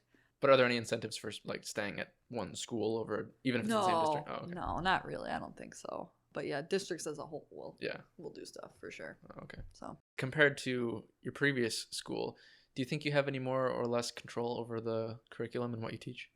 I would. Good question. I think when I was interning, I had a really chill student co-op or cooperating teacher who let me basically do whatever as long as I was like, you know, meeting the standards and like keeping kids engaged was her big thing, which I really appreciated. So I had a lot of autonomy, I think more so than I do now. But the caveat with that is that creating all your own curriculum is really hard. Oh, yeah. Because you don't know, like, especially as a newer person like me, you don't know if it's like actually working because I mean by now I know because I know how to like assess students, but my first year I would have just been shooting in the dark, man. Like just being like, well, hope the test scores turn out good and they don't fire me, you know? Yeah, so that one's kind of like a double-edged sword. It's like, yeah, having autonomy over your curriculum is awesome to a degree. Yeah. And I feel like I have that. Like I basically know the end goal for every day, but it's up to me how I want to do that. We already have lessons for like every day of the year. Yeah, you're doing a bunch of lesson planning like last month. Yes. Yeah. Was that for the whole year that you were doing that or? For like several months. Yeah. Yeah. So we are all planned out now. And I can use those lessons, and I'm probably going to. But if I really wanted to, and there are teachers who do this, they make their own lessons for just about everything. I like having a life, so yeah. I just take what I got and put my spice on it, and that's pretty much it. So This makes me think of, I feel like there's probably a lot of parallels between being a DM in Dungeons and Dragons and being a teacher. Yeah, I bet. In what way? Please. Well, like what you were just saying, because you could create your own fictional universe for your players to be in. You could create your own campaign from scratch, or you could use a pre-written one, like a official like D&D campaign module. It's a lot less work, but it's also like not really tailored to your players. Yeah, you're not gonna have to spend a full-time job every week. Yes. Trying to plan things for your group. Yeah. And then you have to like react to the players and like try to meet their needs and like rather than trying to teach them, it's just how best to like make them have fun. But it just feels like a similar kind of environment. Obviously, you don't need a degree for being a DM. I feel like that should be a paid position, but actually, there are some people that are starting to do that these days. Yay! Paid DMs for groups. Oh, that's awesome. But it's hard work, man. Yeah. With your like lesson planning and stuff, and you said that those I can statements, what sort of learning goals do you have for the age group that you teach? Like, what do they actually need to learn in a year? For them, per the government, I have to meet a certain number of standards for reading, writing, and speaking and listening. So there's like a bunch of standards within that, but essentially they need to be able to critically think around fiction and nonfiction texts. Nonfiction is the toughest one because kids that age, like, they think of nonfiction and they think of their textbooks. So that one's a job. They need to be able to read and analyze poetry, read and analyze literally anything, pretty much. They need to be able to see similarities and differences between, like, different media. So if they watch the movie to a book, they need to be thinking about, like, how the different, like, writers and filmmakers, how they saw the same thing differently, stuff like that. Oh, yeah. They need to be analyzing characters, theme, all the standard stuff. They need to know symbols. What books did you have them read last year, or are you going to have them read this year? Yeah, so there's 2 of them, 3 that we read as a class. Brock's Masquerade, which, like, I feel like most middle schoolers are reading these days. They're Romeo and Juliet. Yeah. Which I thought was going to be painful, but it actually turned out to be really fun. 8th graders have a lot of opinions about romantic relationships. Oh, yeah, you were saying that you're having them watch, was that the Leonardo DiCaprio one? Or was yes. That, yeah. They were like, oh my gosh, Miss Vaccaro, I can't believe you let us watch that. I was like, your parents signed a piece of paper, man. And my whole department taught that one. So, and I was even like, oh, dude, what? And one kid, he's wonderful. One of my students who actually came to visit me not that long ago was like, Miss Vaccaro, what do you think of the cigarettes they were smoking? I was like, shut up. Clearly weed. But yeah, so yeah, Romeo and Juliet. And I'm trying to think of what the other book is. Diary of Anne Frank, the play. Oh, yeah. Oh, the play. Okay. I think I read that too. That one's good. Yeah. Very sad. I remember my English teachers like teaching like the, classic story arc and how like a protagonist like are always dynamic characters. Do you have any books that you read with static characters? Can you describe static? So there are 1 or 2 books that I really like because of the fact that the protagonist doesn't change. And usually that's like not how it's done. It's like the character has to learn something about themselves and like progress as a person. But every once in a while you can find a book where they think a certain thing or they are a certain way. Yeah. And they just have to. So for instance, one book, everybody hates me for reading it. Is it an Ayn Rand book? It is. Yeah, Ayn Rand, or Ayn Rand, however you're supposed to say it. The Fountainhead. Yeah. Howard Rourke, the main character, he's like got his ideology, his way of being an architect that the rest of the world disagrees with him on. And he's like, no, like my way is better. Instead of him having to like change his mind about that, he just has to prove to the world that his way is better. And he does that. Yeah. It takes him like 35 years, but like he like finally becomes like a master architect and like gets big gigs and stuff. Yeah. And it's just through like sheer perseverance. Yeah. And not being willing to change his mind because he is right. And I feel like that can be a bad message because a lot of people like often think they're right and they're not. Yeah. But I also like it because sometimes you are right. Yeah, absolutely. And I was just always taught, especially in high school English classes, like the importance of dynamic characters and like the side characters in a book can be static, that's fine, but the protagonist always has to be dynamic. And I really appreciate when I see iconoclast kind of book. Yeah. Is that a part of your curriculum at all? We do talk about like tropes. Yeah. like the variety of characters that come up often, like archetypes. We haven't talked about static versus non-static characters, but it is kind of woven into the curriculum that good characters are dynamic. Yeah. But I'm glad you brought that up, just because I can even think of characters in like movies and stuff that have been static and either like it works out for them, like, yeah, they are on the right side of history. Yeah. And they stuck to their moral guns, or like, yeah, their professional viewpoints, and Yeah. it was good for society that they did. But yeah, I don't know.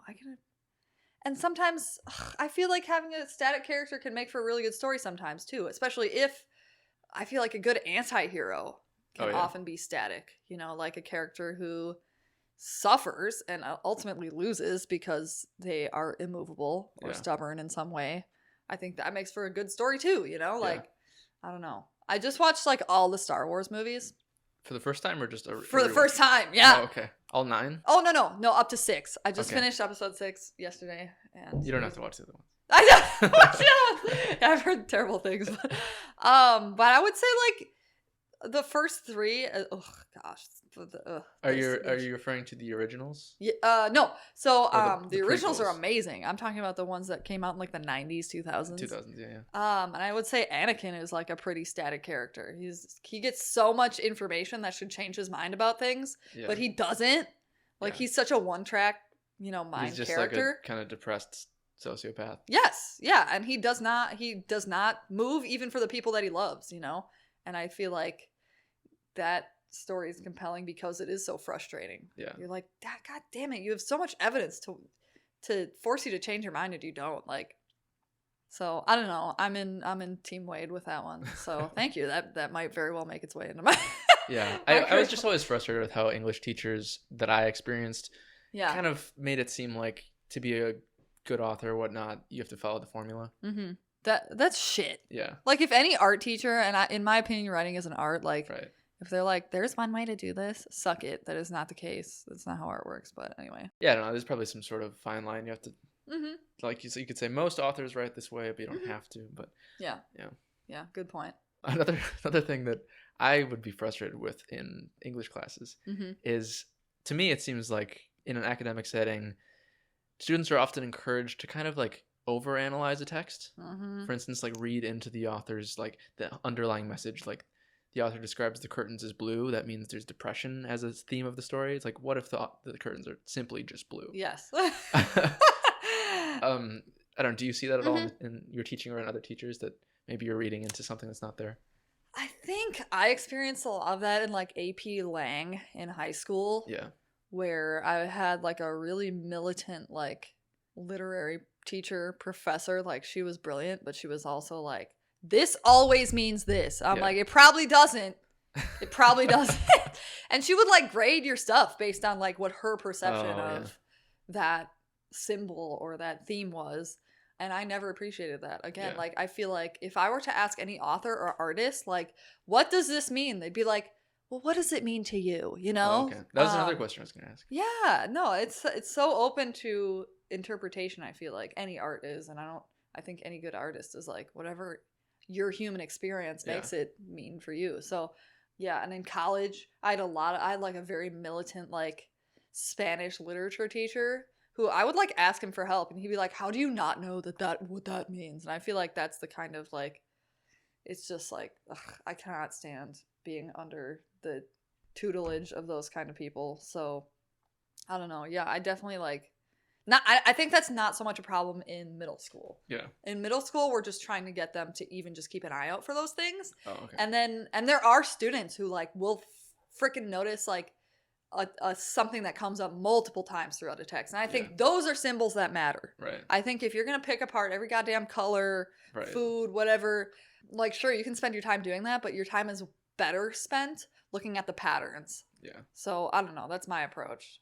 And like, sure, you can get meaning out of every little thing, but you can never step away thinking like, I know exactly what the author was doing when they did this, because you just don't, you know? You're not in their brain. And yeah, just not agonizing over every little thing. You just want the main, I don't know. You could really spend a lot of time picking apart any piece of art. Yeah. But your time is best spent on like the overall meaning. Yeah. And bits of meaning throughout, but yeah, you already kind of answered this, but I'll say it anyway, I guess. But because one thing I think about sometimes is like, where does the meaning come from in art? Like, is the meaning more on the creator's side or on the reader's side? You think then like typically art is like subjective, it's up to the person experiencing it to decide what it means? Or do you think that the creator of it has the final say over what the piece means? I'm in the camp of like, and this is me speaking from like a point of having heard many writers and artists like in podcasts and in like talks and stuff saying like I feel like so often people go to like their favorite like author or artist and be like, well, what does this mean on page blah blah blah, and they're like, whatever you want, and like people are so unsatisfied with that answer, but to me that's great, you know, like the whole point of art is to get you kind of critiquing your own experience as a human, not like trying to agonize over someone else's like thing and treat it like some mystery to be solved, you know, about them. I don't know. So I'm of the camp that like I think most, at least the kind of artists that I identify with are those that are like, you know, this is just me writing from making art from my perspective, but I want you to apply it to your own life and use it to grow as a person within yourself, you know. I don't want you to sit and agonize over what's going on and how this applies to me and my personal life experience. Yeah. I don't know if that makes any sense. No, I think it does. Yeah. Okay. That is one issue that I do have with Ayn Rand is she definitely tries way too hard to push her own perspective. Yes, that is a criticism I've heard. Yeah. So it's like doesn't leave you much room for making it your own. But yeah, absolutely. One last thing I wanted to ask you about before we can talk a little bit about mental health is do you have much contact with the local school board at all? More recently I've been more aware of what they're doing. I haven't talked to them or shown up at any school board meetings, but I've like watched them, bits of them, and you know, I have feelings. What are your feelings? You know, like, I've been thinking about this recently, especially with, like, this new potential for, like, the laws around, like, teaching anything that's even smells of CRT, and how I work in a district that's predominantly conservative. And, it, you know, like, as much as I want to sit here and complain, you know, at the end of the day, I'm a public servant, and I work for the community. Yeah. So I in no way want to just become a shill for them. Because it's not teaching. Like, that's not what you're paying me to do. If you want your kids to be indoctrinated into who blah, blah, blah. Send them to a Catholic school. Send them to a Catholic school, exactly. So, yeah. But I do try to remember that, like, I am, like, these people were elected by the community I work for. I am, in a way, like, working for them. So, but I think any teacher you talk to probably has some issue with their school board. Yeah. Because they decide our wages. And depending on their ideology or how they're feeling, they might think you deserve shit for money, even though you're watching their children upwards of 40 hours a week. And I'm sure you're aware, like, people who tend to stay on the right side of things are not always really, like, pro-public education. So, yeah, not so much. Yeah. Yeah, it just seems a little bit absurd to me that people with no history in teaching or working in schools can be elected to school boards and decide how the schools function. I think that too. I think most teachers feel that way though. So, I mean, I appreciate that what they do and that they make sure that their people feel represented. But sometimes I do wish there were a little more space for the people who are on the ground in the schools to be there, you know?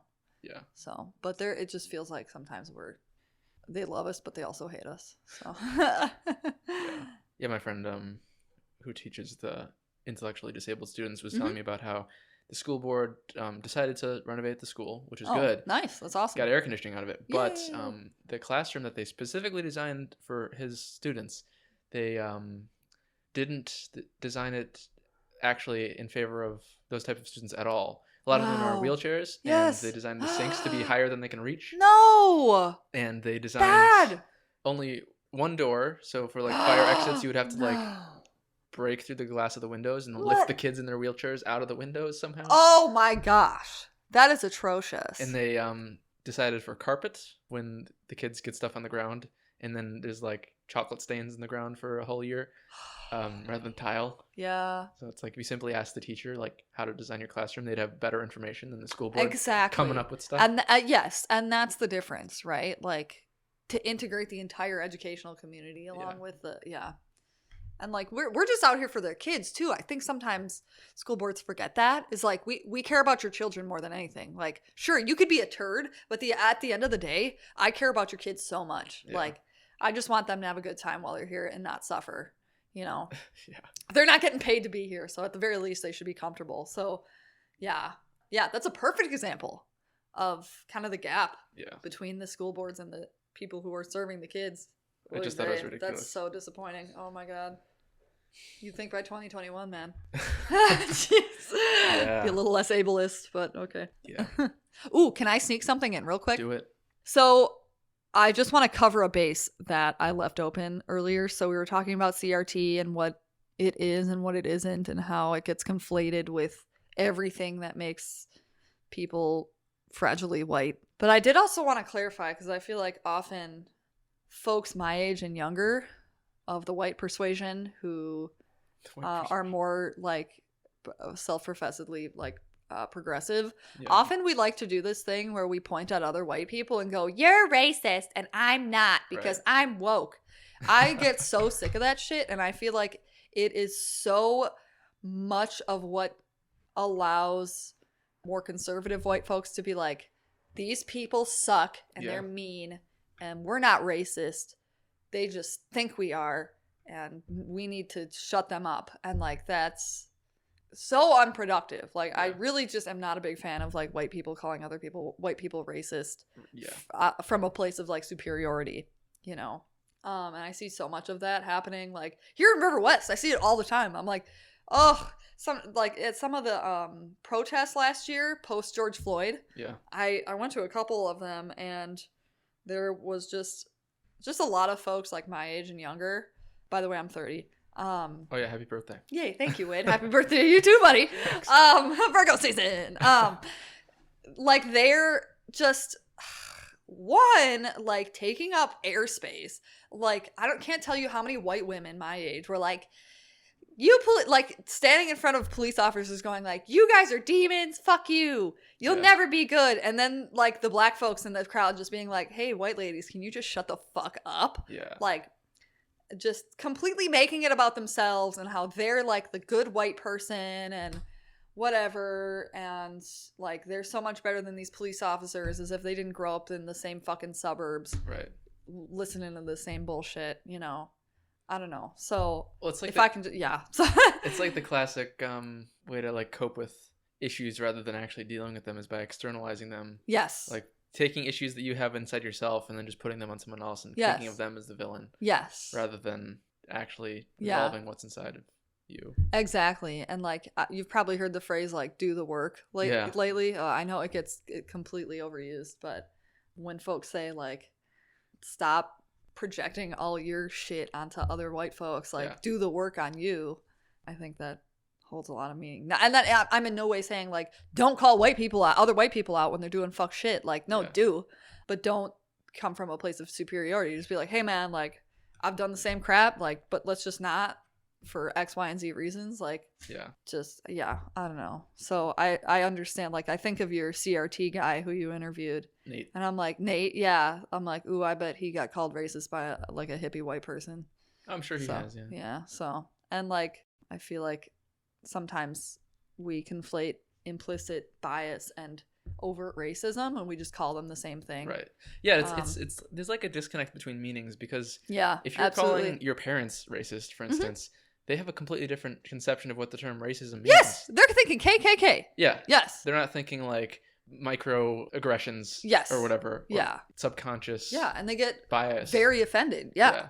They're thinking like, I literally swear at black people when I see them. Yeah. Or like clutch my purse and shit. Yeah. So or like, you know, I hate black people. The constant like, oh no, I've got a black friend. It's like and oh my god, yeah. And as cringy as that is, like we as the younger people who are a little more attuned to these things, like we need to meet them where they're at and like just assure them that the language you're using is not like to blame them. Yeah. I feel like using the term implicit bias, like as much as I know conservatives this day and age, like again, like they think that's me calling them a terrible person, but like if you just explain to someone like, hey, your implicit bias is not necessarily your fault. Yeah. You grew up in an imperfect world and you soaked in all the information you were supposed to soak in, but now we know that's not serving us and it's not serving everyone around us, so we have to work to break it down. That's a whole different thing.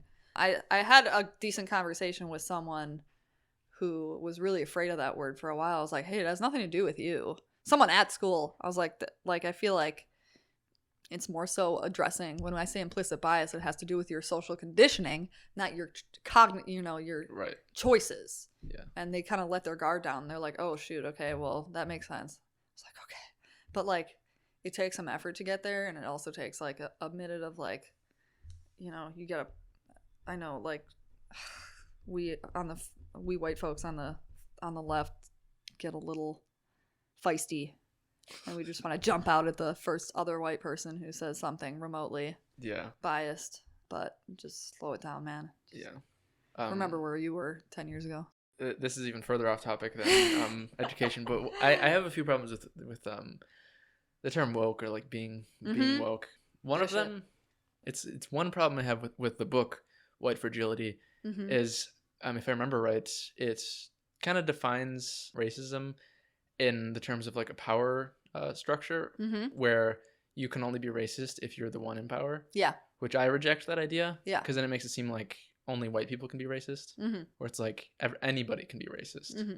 So I don't know, like one trend that I sometimes see in like the woke left is like basically giving everybody except white people a pass for everything they do. It's like everybody can be shitty. Yeah. Oh, absolutely. Yeah. I think you brought up once the idea of like the tolerance, what is it? Paradox. Yeah. I feel like that gets super mixed in with things, and there are other countries where white people are just not the main demographic in every country, but there is still racism present. I mean, I think in the case of white fragility, that would still be racism because it's about the majority group or the group in power. So like, and that might apply in the U.S. Absolutely, yeah. Like if you've got Israel, then you might call the Israelites the racists. Yes, ones. Yeah, the Palestinians, the freaking Jews. Yeah. But it's like Palestinians can be racist too. Yeah. Oh, sure. Yeah, and it really depends on who's in the room and who is in power in the room. Yeah. Yeah.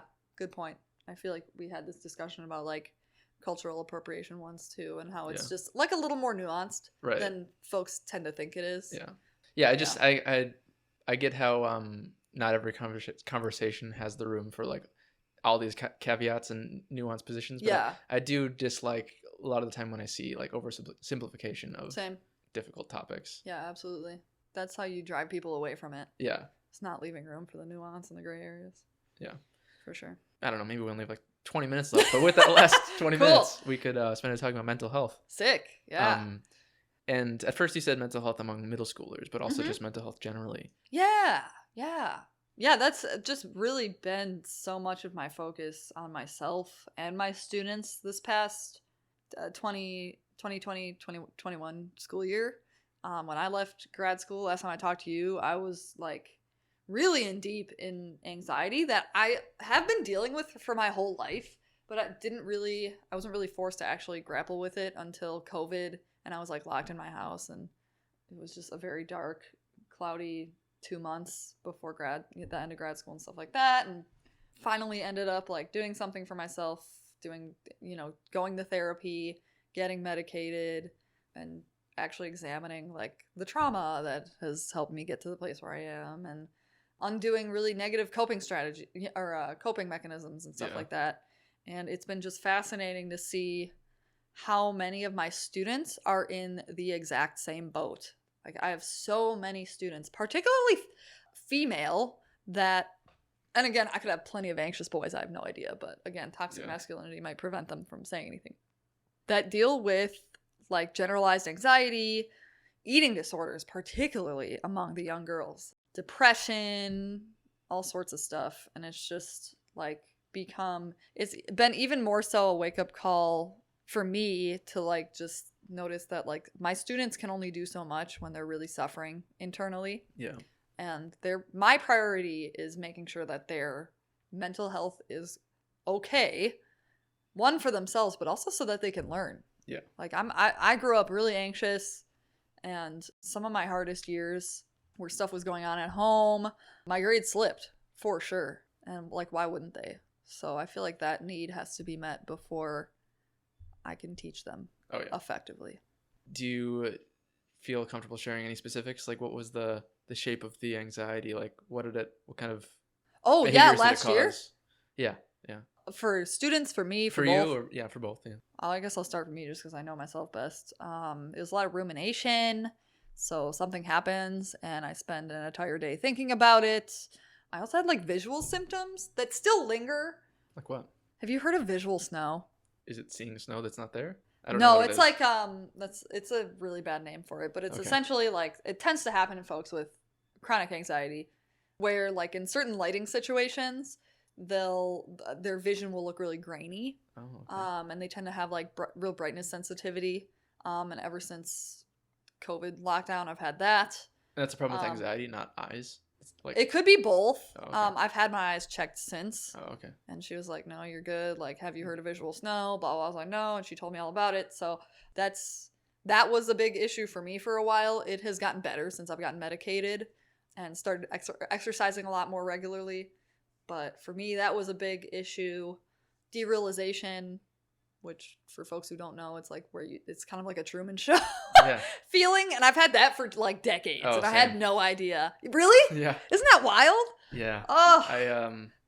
I don't know. Maybe more often than not, doubt reality. Yeah, absolutely. And it feels like, for me, it would feel like I'm looking at the world and it's like two-dimensional. Oh. And I'd feel like, well, like, how do I know that anything's real? Right. And like low key, you don't. But like in a non-anxious mind, you're like, I'm kind of okay with that. What can I do about it? You know? Yeah. But yeah, plenty of that.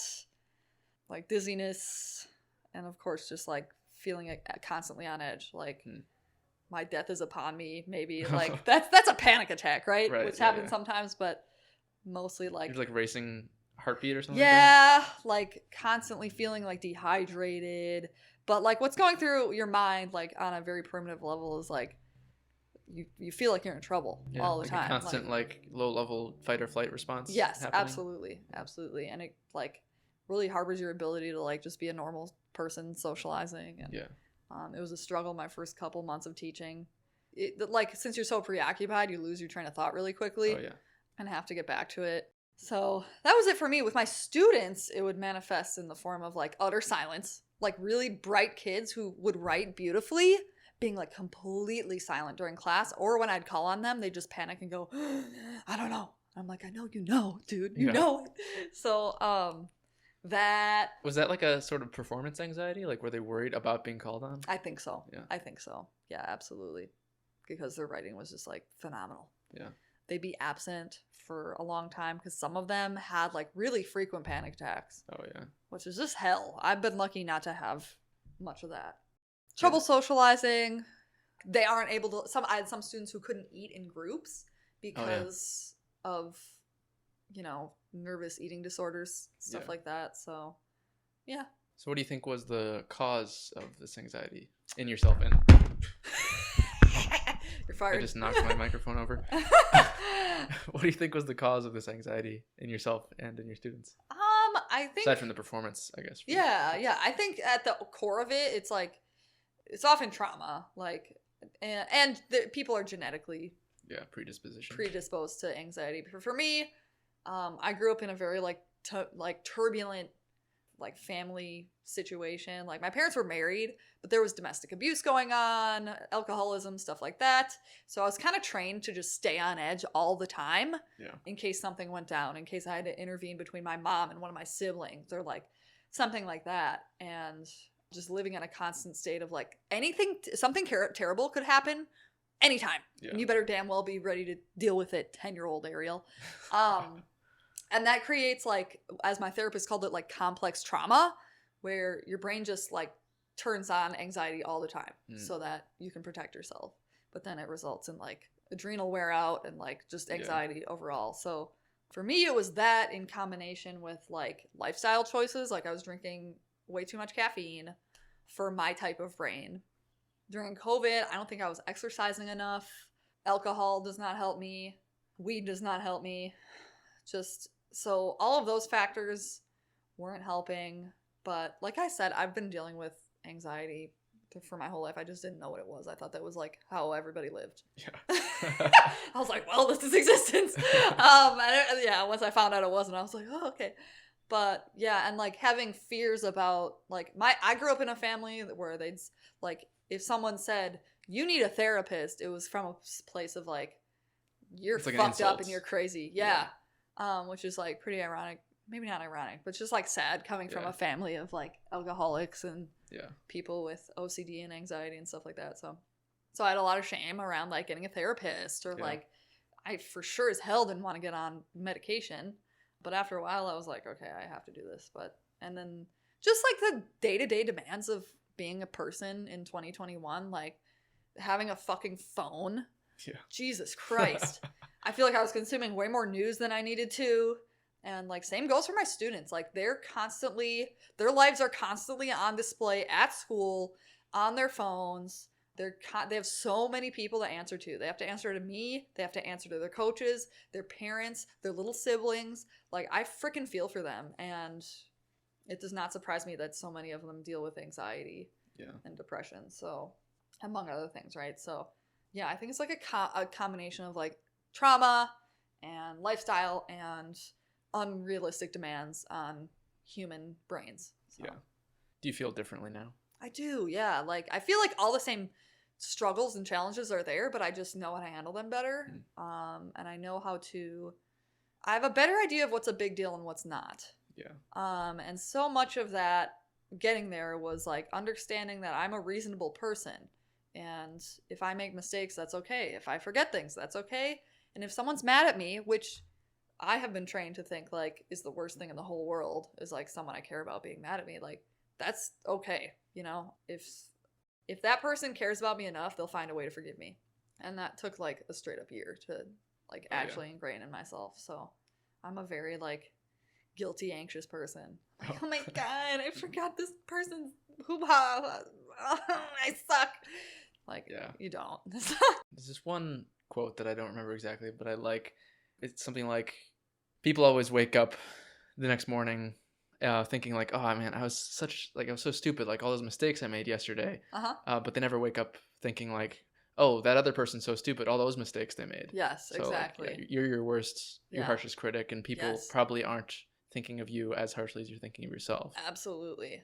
Yeah, there is a certain level of self-obsession that goes into being very anxious. And I've, like, since getting out of the deep depths of my anxiety, I've been able to see, like, how difficult I was to be around.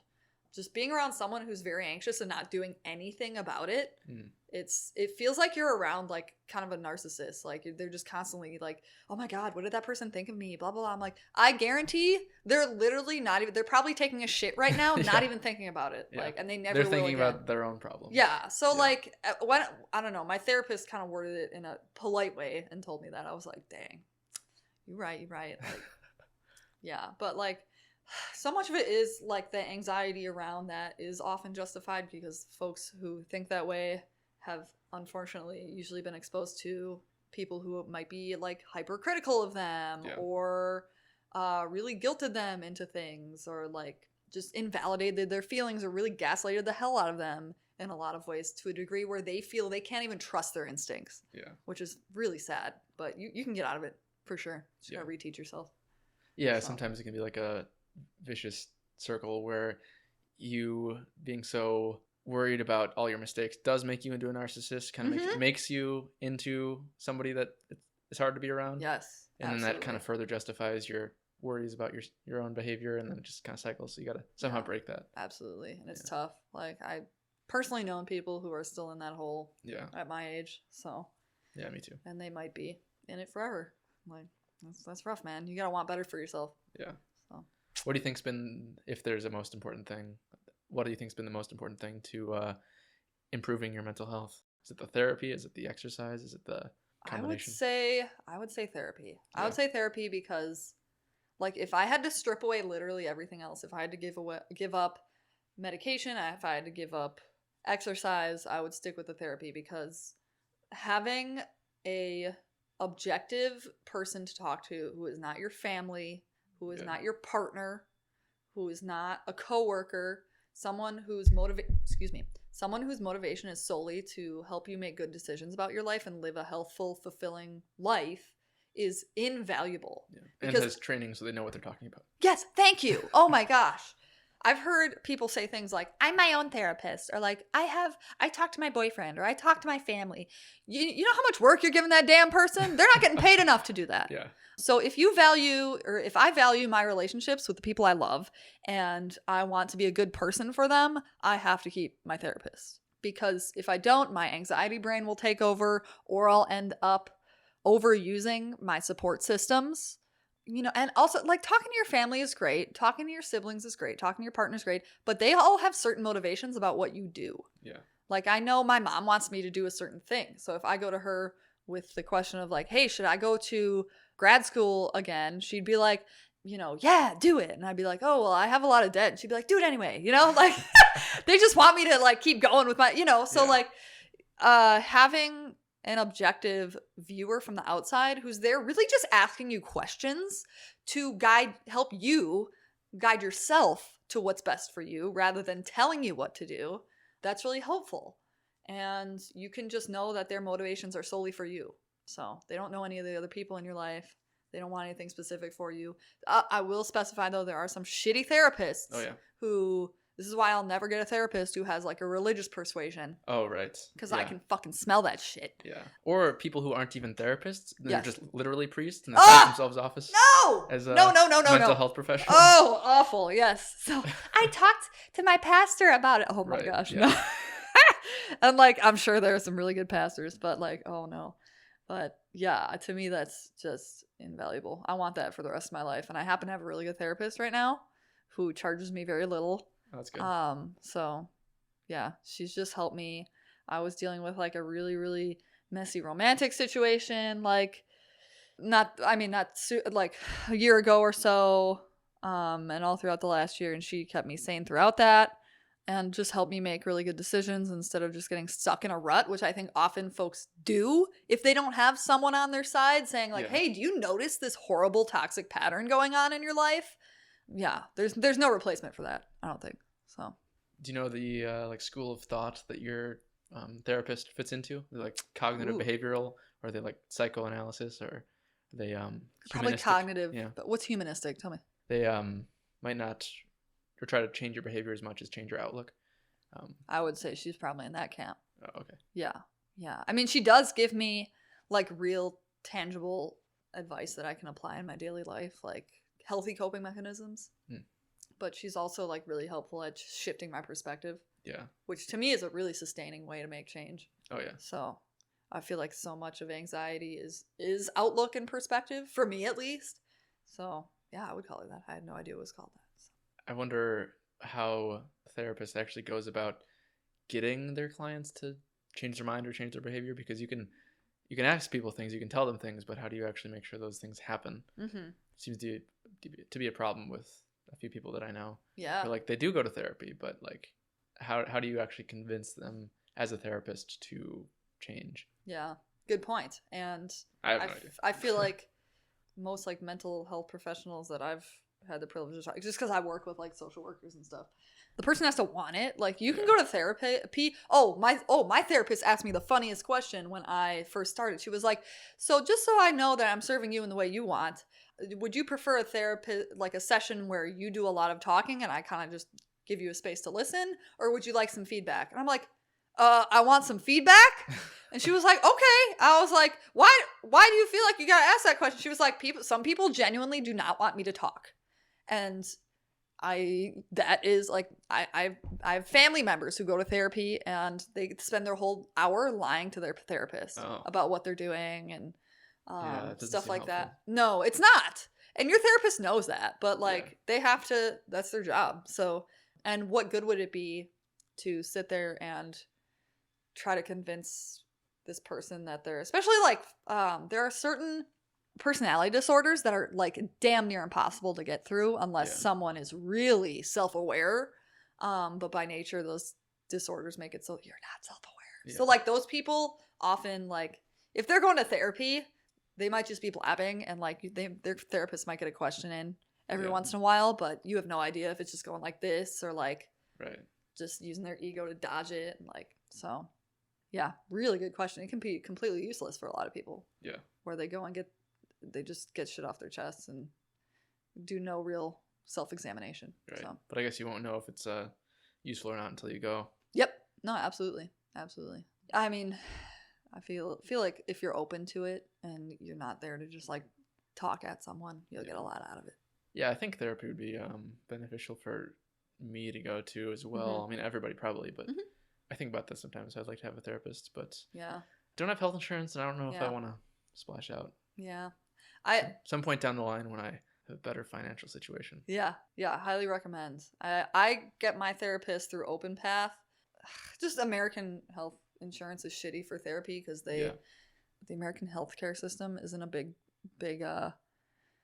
believer in preventative medicine, and like long term isn't. Oh, no. yeah. So like if you want to see a therapist, they'll cover like 5 therapist sessions, and then they're like, we're not gonna pay for this shit. Yeah.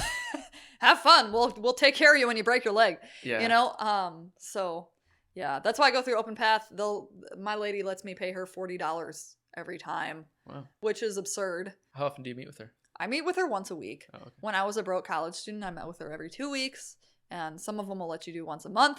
Yeah. So. Yeah, that's always been one of my biggest issues with our healthcare system, is that we're more about doing it reactively rather than proactively. Absolutely. It's absurd. Which is why I actually, for real, get a little bit annoyed, like inside. Yes. I don't express it when somebody tells me that they're going to school for nursing. Yeah. Because I'm like, I don't think that's what we need. I mean, sure, obviously we have a nursing shortage, but what we really need is more preventive care. Absolutely. Nutritionists, dietitians, mental health care professionals. Right. Absolutely. Well, we've been talking for probably about 2 hours. And, nice. So before we end, have you been reading any good books recently? Yes, Wade. I meant to tell you. So during my like hour and a half of commuting every day, I've been listening to The Name of the Wind. Oh. Yeah, it's so good. How did they pronounce the main character's name? I haven't actually listened to it. Kavoth. Okay. Yeah. Yeah. I was always something reading it that I wasn't really sure how to say it. How's it spelled? Kvothe. Oh, really? Okay, yeah, Kavoth. So, yeah. That's what they call him. Just such a weird name. Why is he also called Reshi? It's been like 3 years since I read Bass it. calls him Reshi. It might be a word that means like master or something. Got it. Okay. How far into it are you? I just got to the part where, without any spoilers, he was in that really gnarly city. Oh yeah, he just was begging and stuff. Street urchin. Yes, and he just met a guy named Scarpy. Oh, who's a storyteller. Oh, I love that part. Oh, actually. Great. Okay, cool. That's one of my favorite parts of the book. I love Scarpy. Yeah, I don't remember what gets revealed when, but yeah, I think Bast is his like servant. So yeah. Okay. Cool. I think he just calls him master in a different language. Cool. Yeah, great book series. Oh, so excited. Probably my favorite fiction book is Name of the Wind. Oh, great. Yeah. I'm stoked. It's been a long time. Finally, I'm like, I'm doing this. It's like a 24-hour audiobook, it's like 1,000 Wade. pages. I was so into it that I read it in like a day and a half. I was just spending like 8 hours straight just reading it. Wow. Like 2 winters ago or something. Oh, that's beautiful. As an English teacher. Yeah. Really appreciate that. All right. Yeah. I definitely recommend that as well. Cool. What are you reading, Wade? Right now, I'm reading the Dungeon Master's Guide to D&D. Love it. After I read that, then I'll read the book that you got me. Nice. Okay, sick. But yeah, I went for my birthday and picked up the Player's Manual and the Dungeon Master's Manual. I love it. Got to read those before I can start trying to DM. I'm so stoked. I got Bill some. We went to Ren Fair. Oh yeah. And I got him his first set of dice. Oh nice. So he's ready. Oh sweet. All right. Well, thank you for being on this podcast. It's my pleasure. I'm honored. Oh yeah. And thank you for listening. Oh, absolutely. Thank you for being such an active listener, Wade. You're just a really good interviewer. So oh, well, that's good to hear. Thank you for that. Yeah. And see you next time. Bye.